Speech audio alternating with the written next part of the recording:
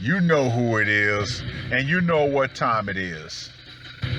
Time to piss off some feminists, trad cucks, and whoever don't want to know the truth. Oh well, let's get started. What is going on, gents? It's R.P.M. here, reporting from Mobile Command. Gentlemen, the Great Divide has been flawlessly executed. Now, what do I mean by that? Well, every line of division that can be exploited has been exploited. Think about it. Gender, class, ethnicity, orientation, all of it. And now you have a new line that's being exploited.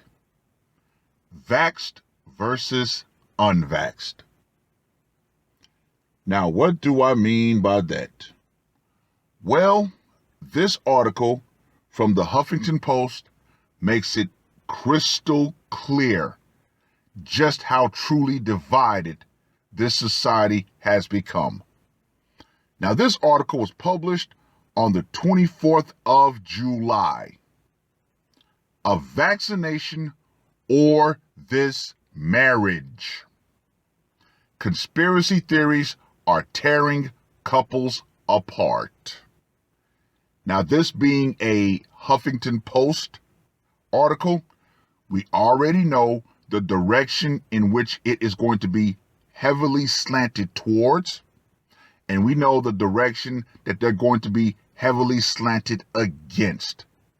And it's a very long article with a lot of fluff, so I'm just going to hit the major bullet points.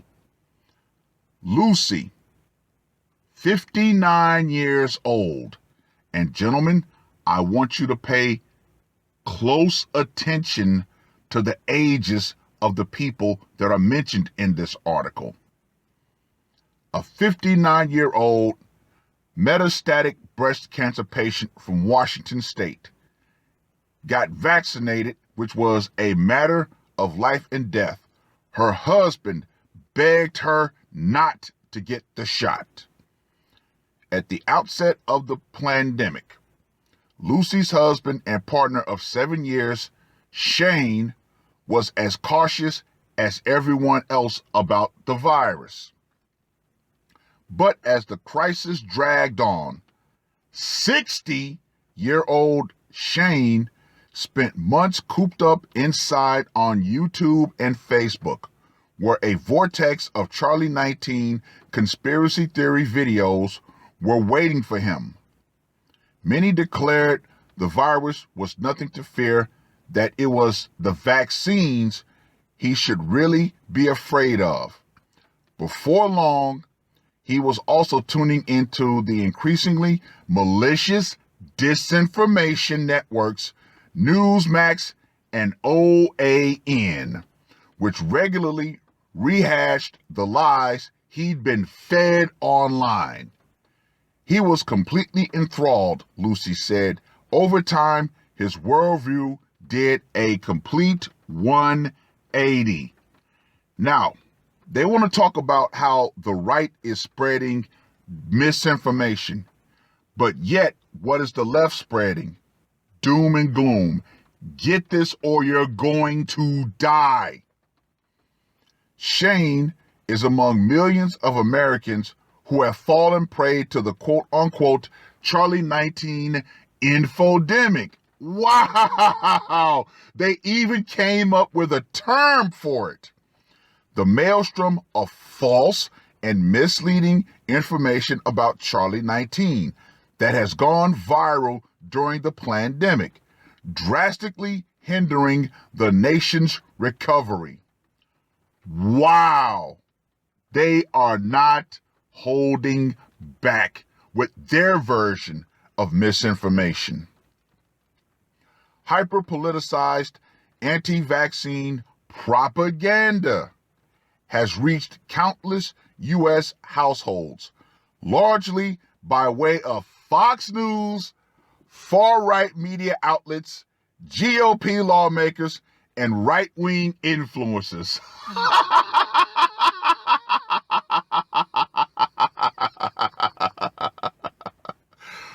Wow, gentlemen, just wow.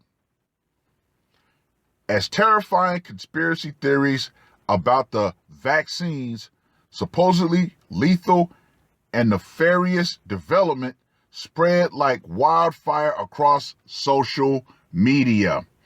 Okay, since social media is the information battleground, why is it that so many people who are against this were censored? See, that's a question that any person with common sense would sit back and ask. Wait a minute, you only want to feed me one side of the equation? But what about the opposing side? Oh, no. See, that right there qualifies as misinformation and propaganda for your argument. Just saying.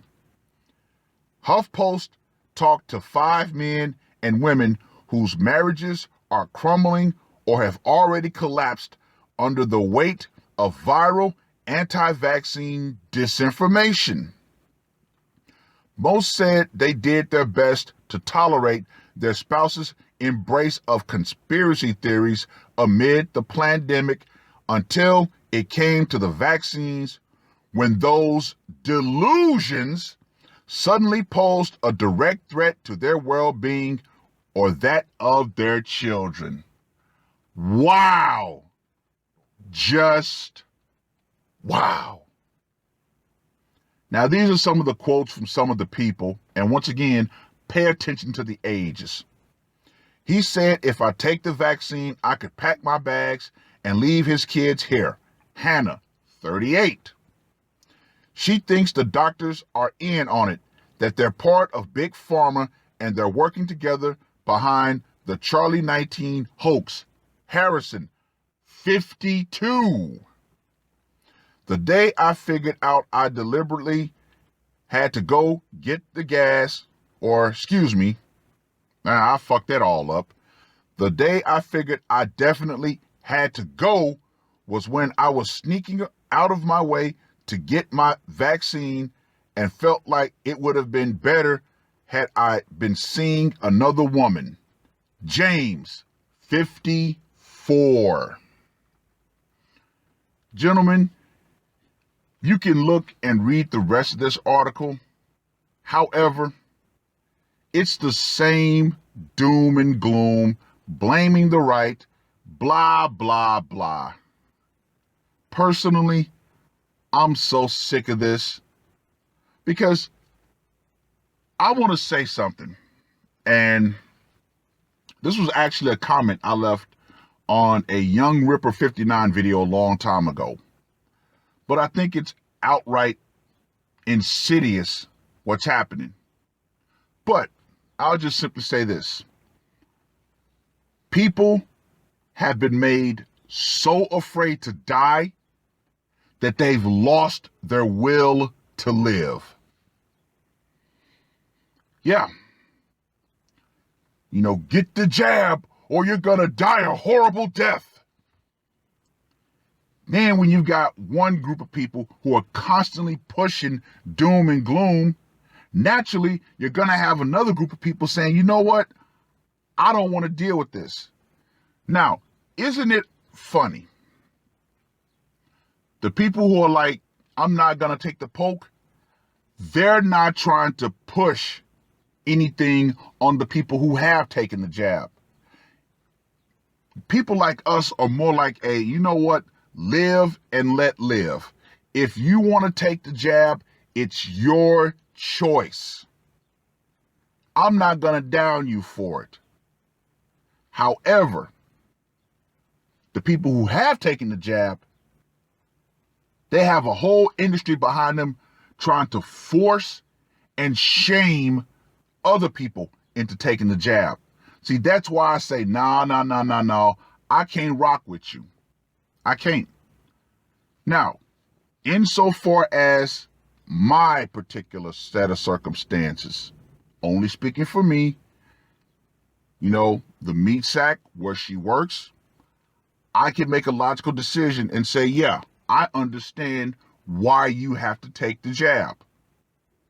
Now, my oldest two, they're adults. They can make their own decision. My youngest, he's not of the age to where he might need to take the jab. But, I've already mulled over and thought about it.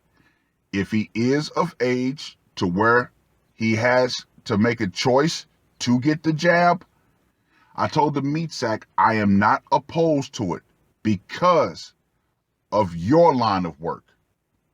See, I can make that logical decision. However, if you guys turn to me and say, well, we can't, we don't really want you around because you haven't taken the jab, then you know what? Cool. Stay over there. I'll stay over here. And you know what I'm going to do? I'm going to sleep well at night.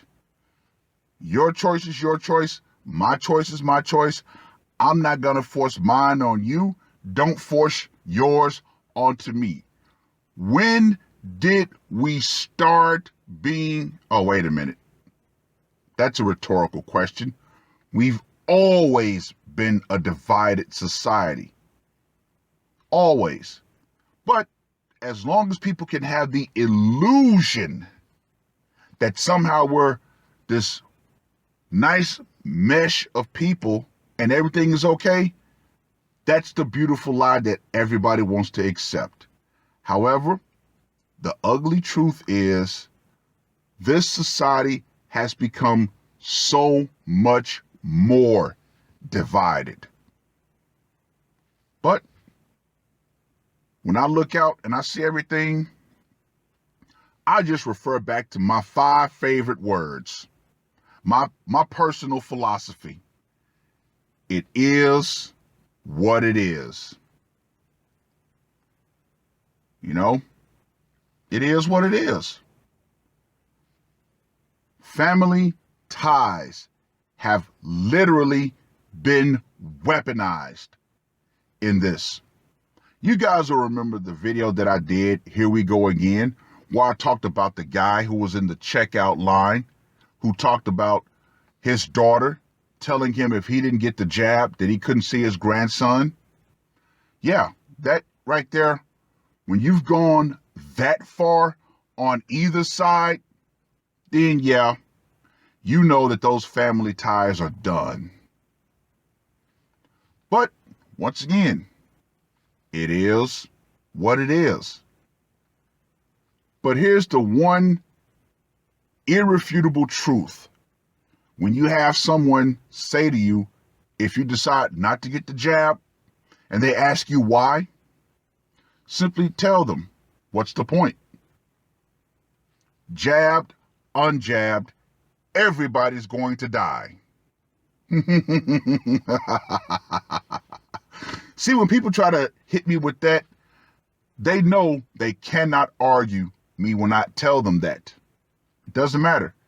You could have the jab, you could be on your way home from getting the jab, and you can get hit by a drunk driver. Completely and totally random. It doesn't matter how you die. Everybody's going to die. Period. Point blank. You could fall dead of an aneurysm right now. Hell, you could get attacked by a pack of wild pit bulls. Just saying.